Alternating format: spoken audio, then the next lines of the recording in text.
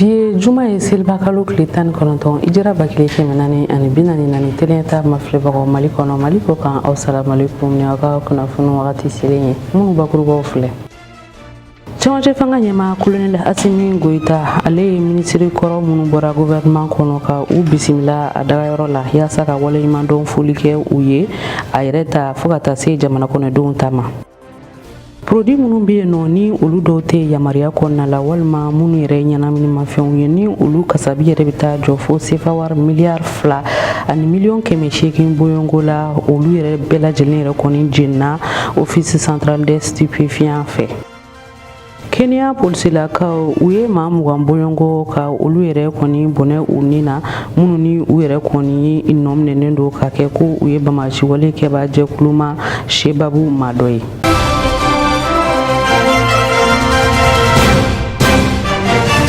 Cɛmancɛ fanga ɲɛmaa Colonel Asimi Goita ministre minnu ni olu bɔra gouvernement na dogo furancɛ tɛmɛnen a ye o ma kofile ninnu wele ka u bisimila kunungo alamisa juillet kalo tile 6 yaasa ka taa waleɲumandɔn foli ka o ta ka o ɲɛsin o ma ni kɛnɛ kofɔlen ka Dr Choguel Kokala Mayiga ministre ɲɛmaa ale yɛrɛ fɛnɛ kun bi yen nɔ u ka kumaɲɔgɔnw bolila fɛn caman na wa a ye foli belebele k'o ta k'o ɲɛsin ni ministre tɔgɔla ninnu ma u ye baara minnu kɔni kɛ gouvernement in kɔnɔna la k'a yira k'a fɔ u bɛ to ɲɔgɔn fɛ halisa hali n'a sɔrɔ la u ka baara yɛrɛ kɔni bɔra ɲɔngirila gouvernement ale yɛrɛ kɔni kɔnɔna la o senfɛ Dr Choguel Kokala Mayiga ale fɛnɛ ye foli k'o ta k'o ɲɛsin u ma kosɛbɛ u ka baarakɛlenw yɛrɛ kɔnɔna a y'a yira k'a fɔ ka ministrew bɔlen gouvernement na ka olu yɛrɛ kɔni wele ka na u bisimila ka waleɲumandɔn k'u ye a ko o yɛrɛ kɔni ye ko fɔlɔ ye mun kɛra an ka jamana yɛrɛ kibaruyaw la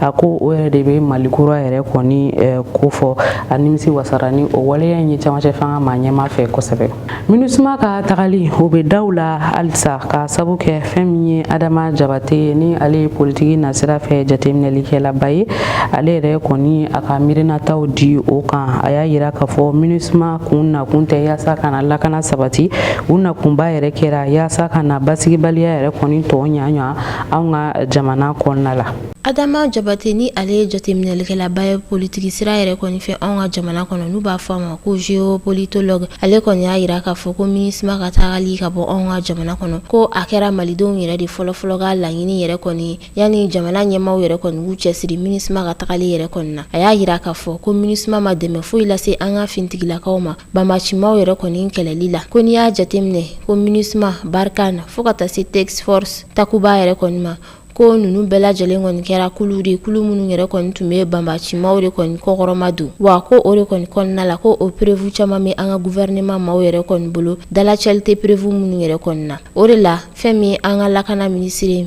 Colonel Sadio Kamara ale yɛrɛ kɔni ye a laɲini Nations Unies maaw fɛ u ka sigi kɛrɛnkɛrɛnniyala kɛ Mali ka nin ko ninnu yɛrɛ kan walasa prévu min bɛ anw bolo ka ɲɛsin Faransi ma o bɛ se ka labɔ cogoya min na nka n'i y'a jateminɛ an bɛ don min na i n'a fɔ bi Faransi kɔni ma sɔn o sigi kofɔlen yɛrɛ kɔni ka kɛ hali sisan nɔ an ka politiki jateminɛlibaga ale kɔni a yira k'a fɔ ko MINUSMA Barkan Task Force Takuba ko olu kɔni kulu de minnu yɛrɛ kɔni bɛ problème caman de créer k'a sɔrɔ u yɛrɛ kɔni tɛ ka nɔ bɔ kɛnɛ kan a y'a yira k'a fɔ hali sisan nɔ ko kabini Russie ni Ukraine ka kɛlɛ in daminɛna février kalo tile 24 san 2022 n'i y'a jateminɛ ko yɛlɛma kɔni bɛ ka don diɲɛlatigɛ taabolo yɛrɛ kɔni na teliya la ko o de kɔni bɛ kɛ sababu ye farafina jamanaw ka se ka bɔ u yɛrɛ la k'u ka yɛrɛma hɔrɔnya yɛrɛ kɔni sɔrɔ a y'a yira k'a fɔ hali sisan nɔ ko farafina jamana minnu bɛ fɛ ka bɔ u yɛrɛ la ko u ni Russie kɔni bɛ se ka u tɛgɛ di ɲɔgɔn ma partenariat dɔw yɛrɛ kɔni kɔnɔna la jamana ninnu bɛɛ lajɛlen bɛ u ta sɔrɔ mun yɛrɛ kɔni kɔnɔna la n'i y'a jateminɛ Brésil Russie Chine Inde fo ka taa se Sud Afrique ma a yirala k'a fɔ ko olu yɛrɛ kɔni tɛmɛnen don tubabuw ka fara ɲɔgɔn kan kulu dɔ la n'u b'a fɔ o ma ko G7 wa a yirala k'a fɔ ko ni jamana kofɔlen ninnu yɛrɛ kɔni don n'a nataw la ko u na se yɔrɔ jan yɔrɔ min na tubabuw yɛrɛ kɔni ma se ka se yen nɔ farafina kɔnɔna yɛrɛ kɔni na ko ga a ka kan fɛn min ye farafinw fana ye an k'an cɛsiri kosɛbɛ ka fara ɲɔgɔn kan baaraw kɛ walasa lakanako fanfɛlaw la an yɛrɛ bɛ se ka wasa sɔrɔ cogoya min na. Ministre min ka baara ɲɛsinnen don an ka jamana ni jamana wɛrɛ koɲɛw ɲɛnabɔli ma ale ye Inde ambassadeur min bɛ an ka jamana kɔnɔ ni o ye Anhijahi Kumar a ye o ma kofɔlen bisimila kunungo alamisa juillet kalo tile 6 ni ale yɛrɛ ka baaraw yɛrɛ kɔni bana an ka jamana kɔnɔna la. Fɛn min ye ministre ye a ye foli kɛ ka ɲɛsin nin ma kofɔlen ma kɛrɛnkɛrɛnnenya na baaraɲɔgɔnya min bɛ an ka jamana u ni u ka jamana olu ni ɲɔgɔn cɛ. Abdoulaye Diop hakilala ka foli kɛ a la tuguni a ye baara sen minnu sigi sen kan a kɛra sababuya ɲuman ye baara minnu ɲɔgɔnya minnu ka tɛmɛ an ka jamana ni Inde jamana olu yɛrɛ kɔni ni ɲɔgɔn cɛ. Fɛn min ye ni ambassadeur kofɔlen yɛrɛ ye ale fɛnɛ ye a ka nimisiwasaw yira kosɛbɛ a ye wagati minnu kɛ an ka jamana kɔnɔna la a y'a yira k'a fɔ a kɛra wagati ye a bolo wagati min na a yɛrɛ kɔni bonya ni karama bɛɛ lajɛlen yɛrɛ kɔni sɔrɔ an ka jamana kɔnɔ. CFA wari miliyari 2 ani miliyɔn 800 bɔɲɔgɔn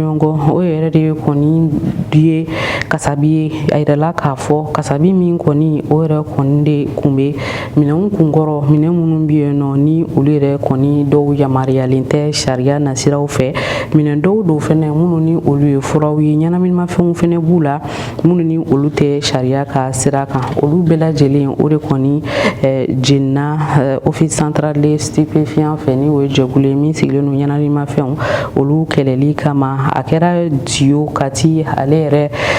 mara la. Ni kɛnɛ kofɔlen kan fɛn min ye colonel major Fuseni Keyita ye ale kun bɛ yen nɔ fo ka taa se Diyo maire ale ni office des nations unies contre la drogue ni o diɲɛ seleke naani tɔnba ye min fɛnɛ sigilen don drogue ni fagaliwale kɛlɛli kama a bakuruba fɔ la ONUDC olu ka nɔlabila kun bɛ nin kɛnɛ in kan.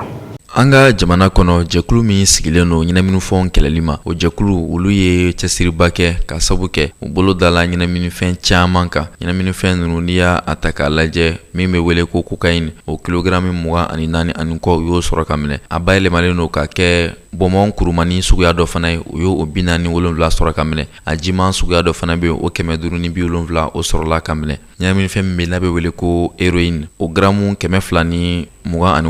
u y'o fana sɔrɔ ka minɛ a dɔ fana bɛ wele ko kraki o gramu 2 murumuru 354 u y'o sɔrɔ ka minɛ a dɔ fana bɛ wele ko chanvre indien o kilogramme 256 furakisɛ dɔ bɛ wele ko tramadol o 10 dɔ bɛ wele ko diazepam o 4 crystal d'amphétamine o 30 shisha o n'a maɲɔgɔnlanw o minɛn 332 ɲɛnaminifɛn dɔ fana bɛ wele ko kushi o 54 ɲɛnaminifɛn dɔ bɛ wele ko cannabis o 7 murumuru 700 o n'a ɲɔgɔnna caman ninnu sɔrɔla ka minɛ ɲɛnaminifɛn kɛlɛbaw fɛ u ko n'i ye a kasabu yɛrɛ ta ka fara ɲɔgɔn kan a bɛ taa jɔ CFA wari miliyari 2 ani miliyɔn 100 ɲɔnbɔɲɔnko la. Nin baara ninnu n'i y'u ta k'u lajɛ ka daminɛ san 2022 ka se san 2023 juin kalo ma ni ɲɛnaminifɛn ninnu sɔrɔla ka minɛ o hukumu kɔnɔna la. A yirala k'a fɔ jɛkulu ka fɔliw la ko ɲɛnaminifɛn ninnu minɛna ka bɔ yɔrɔba 3 ɲɔnbɔɲɔnko la. Bamakɔ n'i y'a ta k'a lajɛ a kinibolo yanfan a n'a numanbolo yanfan fo ka se an ka jamana pankurunjigi kɛnɛba ma jɛkulu minnu bɛ n'olu sigilen don ɲɛnaminifɛn kɛlɛli la olu fana bolo dala caman kan. Juin kalo tile 26 ɲɛnaminifɛn tɔgɔla don a kɛlɛ bɛ se ka kɛ cogo min na o ye n'i ye o kɔɲɔw ta k'u lajɛ jamana ɲɛmɔgɔ y'a yira k'a fɔ an bɛ waati min na bi ɲinanta a babu tun bɛ ka boli min kan o de ye jamana kɔnɔdenw ka kɛnɛya ye fɛɛrɛ bɛɛ lajɛlen ka se ka latigɛ walasa jamana kɔnɔdenw u ka se ka kisi ni waleya jugu ma. Jɛkulu in ɲɛma u y'a yira k'a fɔ an bɛ waati min na bi laɲini tun ye min ye ɲɛnaminifɛn fɛn fɛn minɛna k'a bɛɛ lajɛlen kɔni jɛni walasa diɲɛma k'a ye foli ni tanuni taara ka di u dɛmɛba jɛkulu ma i n'a fɔ gendarmerie polisiw ale ni douaniers sariya nimero 136 o de b'a yira k'a fɔ ni ɲɛnaminifɛn ninnu n'u sɔrɔla ka minɛ u ka jɛni bɛɛ lajɛlen ka se k'u ye. Mali ka sanga ni diɲɛ seleke naani jamanaw ye ɲɛnaminifɛn tɔgɔla don bɛ ɲɛnamaya juin kalo tile 26 Mali ye o ɲɛnamaya. Mali jamana ɲɛmɔgɔ y'a yira fana k'a fɔ ɲɛnaminifɛn kɛlɛli o ye olu ka hakilinaba dɔ ye olu na u seko n'u damayira bɛɛ lajɛlen kɛ walasa hakilisigi ni basigi ka se ka sabati.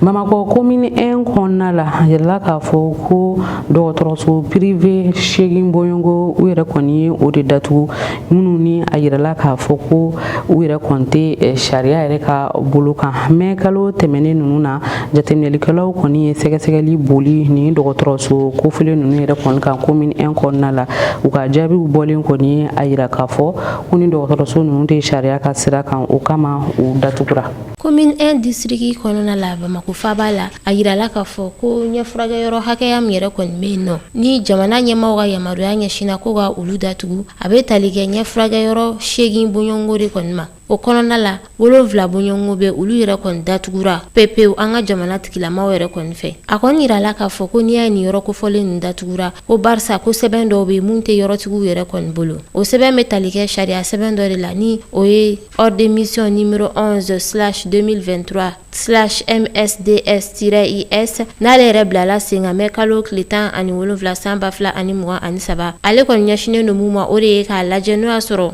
furakɛlikɛyɔrɔ ninnu yɛrɛ kɔni bɛ ka u ka baara kɛ yamaruyaw yɛrɛ kɔni bɛɛ lajɛlen kɔnɔna la dɔgɔtɔrɔso kofɔlen ninnu dɔw ma ɲɛma ale kɔni ye a yira k'a fɔ ko n'i ye maa caman bɛ baara kɛ ka sɔrɔ u ka sɛbɛnw ma dafa ko barisa ko sɛbɛn ninnu yɛrɛ kɔni sɔrɔli tibitaba ka ca kojugu ko dɔw bɛ taa kalo 3 fo ka taa se kalo 6 bɔɲɔgɔnko la ko de kɔni bɛ maaw bila nin waleya ninnu yɛrɛ kɔni na furakɛlikɛla minnu b'an ka jamana kɔnɔ n'a bɛ fɔ olu ma ko infirmiers olu ka ɲɛma ni o ye Bubakari Sidiki Jabate ale y'a yira k'a fɔ ko a kɔni bɛ wele bila dɔgɔtɔrɔso tigi ninnu yɛrɛ kɔni ma minnu ka sɛbɛnw dafalen tɛ u ka sɛbɛnw yɛrɛ kɔni bɛɛ lajɛlen ɲini barisa n'i bɛ furakɛlikɛyɔrɔ kɔni dayɛlɛ fo k'a sɔrɔ i bɛ sariya yɛrɛ kɔni kɔnɔna la ko wa o fana na kɛ sababu ye maa minnu bɛ taa u yɛrɛ furakɛ dɔgɔtɔrɔso ninnu na danaya bɛ se ka sabati u ni ɲɔgɔn cɛ cogoya min na.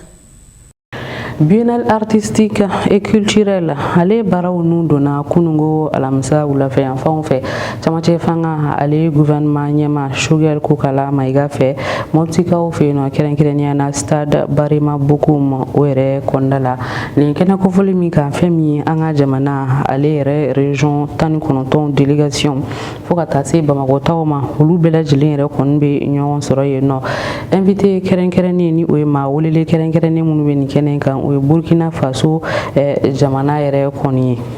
mɔptikaw ka stade Barima Bokoum ale kɔnɔna kɔni fara kunungo kosɛbɛ ka biennale artistique san 2023 ta ka o kunbɛn région 19 ninnu olu bɛɛ lajɛlen délégation ka fara Bamakɔtaw kan olu bɛɛ lajɛlen faralen ɲɔgɔn kan o kun kɛn bɛ ko cɛɲuman ye kosɛbɛ chorégraphie minnu kɛra u fɛ ka kɛɲɛ ni thème ye min taara ɲinata la o kɛra wagati kɛrɛnkɛrɛnnen ye nin cérémonie in kɔnɔna la min baaraw dayɛlɛnna ministre ɲɛma Dr Choguel Kokala Mayiga fɛ ale yɛrɛ ni a yɛrɛ kun kelen do k'i pari fulaw olu ka finna Dr Choguel Kokala Mayiga ale donna stade kɔnɔ nɛgɛ kaɲa 16 tɛmɛnen ni sanga 20 bɔɲɔgɔnko ye ka fara ale kan ministre caman kun bɛ a nɔfɛ kɛrɛnkɛrɛnnenya na ministre min n'ale ka baara ɲɛsinnen do seko ni dɔnko koɲɛw ma an ka doli gindo invité kɛrɛnkɛrɛnnen nin kɛnɛ kan o ye Burkina Faso jamana ye ni o nɔlabilala u ka ministre fɛ n'ale ka baara ɲɛsinnen do kunnafonidiw ale ni seko ni dɔnkow ma u ka jamana kɔnɔ Rimtalba Jean Emmanuel Ouedraogo maa minnu nana ka na lajɛli kɛ stade in na olu yɛrɛ kɔni ye stade fan bɛɛ lajɛlen yɛrɛ kɔni fa maa dɔw bɛ yen nɔ olu kun kɛn bɛ ka u fini minnu dɔw la o yɛrɛ kɔni bɛ tali kɛ biennale ale mascotte o finiw na fɛn min ye mɔptikaw yɛrɛ ye olu fɛnɛ ma to kɔ nin ko in na u ye ko in kɔni labɛn ka ɲa yaasa baara ninnu yɛrɛ kɔni bɛ se ka kɛ lafiya kɔnɔna la foliw tɛmɛnen kɔfɛ mɔpti ye ale maire fɛ Isa Kansai a ye foli kɛrɛnkɛrɛnnen ni tasibila kɛ k'o ɲɛsin an ka camancɛ fanga ɲɛma colonel Asimi Goita ma ale yɛrɛ min kɛra sababuya ɲuman ye nin baara sen ninnu u ka se ka sigi sen kan ka tugu o la fɛn min ye dɔnw ni dɔnkiliw ani fɛn caman minnu bɛ tali kɛ seko ni dɔnko koɲɛw la olu tugura o la déplacé interne fo ka taa se association jɛkulu caman wɛrɛw ma olu bɛɛ lajɛlen olu kun bɛ nin kɛnɛ kofɔlen kan ɲɛnajɛw olu kɛra ensemble instrumental fɛ ale ni Abdoulaye Jabate fo ka taa se yɛlɛkokɛla olu maa dɔw ma chorégraphie ba min ni o kɛra n'a kɛra sababu ye ka denmisɛnnin ka maa 200 bɔɲɔgɔnko ko o de fara ɲɔgɔn kan o kɛra ni fɔlifɛn 20 bɔɲɔgɔnko de ye u ka o baara ninnu o bolilafɛn minnu dala u bɛ tali kɛ an ka jamana a kokɔrɔw ale ni an kun bɛ tubabu fanga kɔnɔ waati min na fo ka na se an ka jamana bɛ wagati min na i n'a fɔ bi a ka yɛrɛma hɔrɔnya kɔnɔna la ministre min ka baara ɲɛsinnen do seko ni dɔnko ma an ka jamana kɔnɔna la ale ka kumaw talen kɔ a y'a yira k'a fɔ ko nin biennale kofɔlen min filɛ nin ye ɲinata a sera ka sigi sen kan ala ni jamana ɲɛma colonel Asimi Goita ale ka cɛsiri o de kɔnɔna ye o la a ye foli belebele ta k'o ɲɛsin o ma a ko hali n'a sɔrɔla an ka jamana yɛrɛ kɔni bɛ lahalaya minnu kɔnɔ ni o dɔw kɔni bɛ tali kɛ lakanabaliyaw la ani fɛn caman wɛrɛw nka u sera ka u cɛsiri yaasa nin biennale kofɔlen ka se ka sigi sen kan Mopti kɔnɔna la a tilala kilala ka foli kɛ ka ɲɛsin délégation ma minnu bɔra Burkina Faso jamana kɔnɔ ka na ni kɛnɛ in kan. A ka kumaw na a y'a yira k'a fɔ biennale artistique tɛ i n'a fɔ kɛnɛ de don dɔrɔn min bɛ dɔn ani dɔnkiliw kofɔ, nka ko kɛrɛnkɛrɛnni min bɛ a kɔnɔna la a kunba dɔ fana ye min ye o de ye maliden bɛɛ lajɛlen ka se ka fara ɲɔgɔn kan wagati kelen kɔnɔna la yaasa fɛn min ye bɛn o ni yɛrɛya o bɛ se ka sabati cogoya min na ka bolodi ɲɔgɔnma kɛ yaasa maliden kelen-kelenna bɛ se ka kɛ kelen ye. An ka Doli Gundo a ka kumaw kɔnɔna la sisan nɔ a y'a yira k'a fɔ jamana gouvernement bɛ baara la sanga ni waati bɛɛ lajɛlen na yaasa bamaciwale kɛbagaw ka jatigɛ minnu bɛ an ka jamana kɔnɔna la olu bɛ se ka ban o maakofɔli ninnu olu bɛ se ka kɛlɛ cogo min na gɛlɛya minnu bɛ an ka jamana kan ka se ka dankari kɛ olu gɛlɛya ninnu bɛɛ lajɛlen na. A tilala ka hakili jigi kɛ an ka jamana ka finitigilakaw olu yɛrɛ kɔni bɛ baara minnu na sanga ni waati yaasa ka se ka jamana kɔnɔdenw u n'u bolofɛnw k'o lakana. Nin kɛnɛ kofɔlen in ka Dr Choguel Kokala Mayiga ni ale de ye baara ninnu yɛrɛ kɔni bɛɛ lajɛlen nun don. Ale yɛrɛ kɔni ye jɔnjɔn kɛra maa ye min bɔra Burkina Faso jamana kan ka na u ka jamana yɛrɛ nɔ labila ni o bɛ tali kɛ u ka ministre la min ka baara ɲɛsinnen don kunnafoniw ani seko ni dɔnko o kɔɲɔw ma u kɔni a kɛ chevalier de l'ordre national ye à titre étranger. O kɔnɔna la ministre ɲɛma Dr Choguel Kokala Mayiga a ye foli ka ɲɛsin Burkina Faso jamana ma a ko nin b'a yira k'a fɔ ko u nana an ka jamana dɛmɛ a kungo la. O kɔfɛ a ye baara ninnu bɛɛ lajɛlen nun don ni cɛmancɛ fanga ɲɛma colonel Assimi Goïta ale ye tɔgɔ ye. A hakililajigi kɛ k'a fɔ ko biennale artistique kofɔlen a baaraw kɔni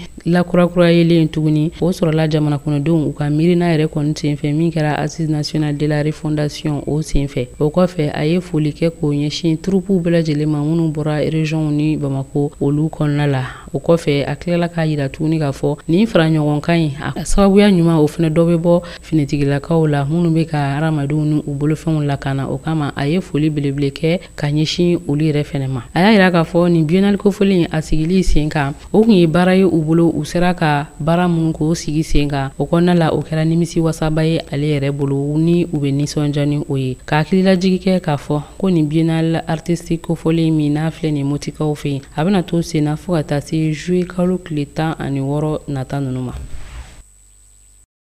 O b'an se farafinna ni diɲɛ fantɔ kibaruyaw la.